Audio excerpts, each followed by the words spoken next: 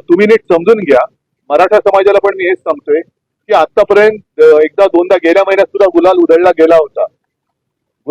गेला होता, पण नंतर लक्षात आलं की फसवणूक झाली. त्याचप्रमाणे आता सुद्धा ज्या पद्धतीने सरकारने एक हमी घेतलेली आहे ती हमी निवडणुकीच्या तोंडावर घेतलेली आहे. निवडणूक तर याच्यामध्ये काढून घेण्याचा काही त्याच्यात डाव नसेल ना, असा प्रश्न मी आज तरी उपस्थित करू इच्छित नाही, कारण मला राजकारण आणायचं नाही. पण पूर्ण खात्री पटल्याशिवाय या सरकारवरती भरोसा ठेवणं जरा कठीण आहे. की ज्या वेळेला हा विषय आमच्या समोर आला तेव्हा सभागृहात सर्व पक्षांनी एकमताने हा ठराव मंजूर केला. तो 2018 साली पण होता आणि आज पण होता. 2018 साली काय झालं, त्याच्या आधी काय झालं, या खोलात मला जायचं नाही.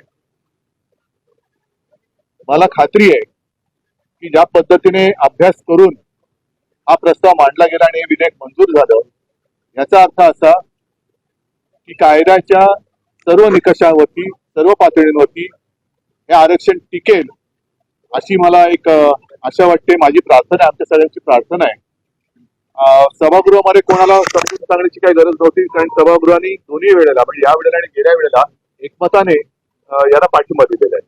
त्याच्यामुळे पुढे मराठा समाजाला सुद्धा एक मी धन्यवाद देऊ इच्छितो, कारण त्यांनी खूप लढा दिलेला आहे.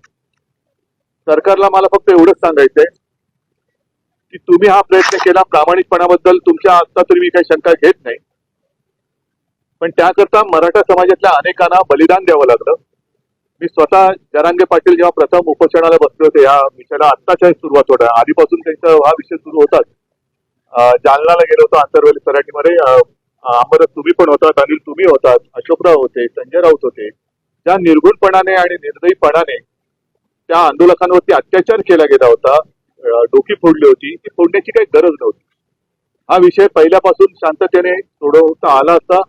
मला आज जास्त काही राजकारणामध्ये बोलायचं नाहीये, पण कोणत्याही समाजाच्या आरक्षणाला धक्का न लावता हे आरक्षण दिले असं मुख्यमंत्र्यांनी सांगितलं. त्याच्याबद्दल मी त्यांना धन्यवाद देतो आणि एकच प्रार्थना करतो की पूर्वीचे सगळे अनुभव लक्षात घेऊन हे आरक्षण परत सांगतो कायद्याच्या सर्व निकषांना आणि पातळींवरती टिकून राहील आणि टिकणारं आरक्षण हे मराठा समाजाला मिळेल अशी एक आशा बाळगतो.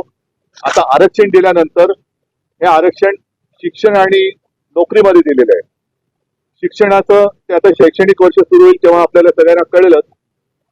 तातडीने आता किती जणांना मराठा समाजातील बांधवांना आणि भगिनींना नोकऱ्या कुठे मिळणार आहेत हे सुद्धा सरकारने जाहीर केलं तर सोन्यावर पिवळं होईल. ठळक घडामोडींसाठी देशोन्नती न्यूज चॅनलला सबस्क्राईब करा आणि बेल आयकॉन प्रेस करा. मुंबई, पुणे, नागपूर, मराठवाडा असो का विदर्भ, राजकीय, सामाजिक, शैक्षणिक क्षेत्र असो का क्रीडा, सर्वच घडामोडीचे विश्लेषण पाहायला विसरू नका. फक्त देशोन्नती न्यूजवर.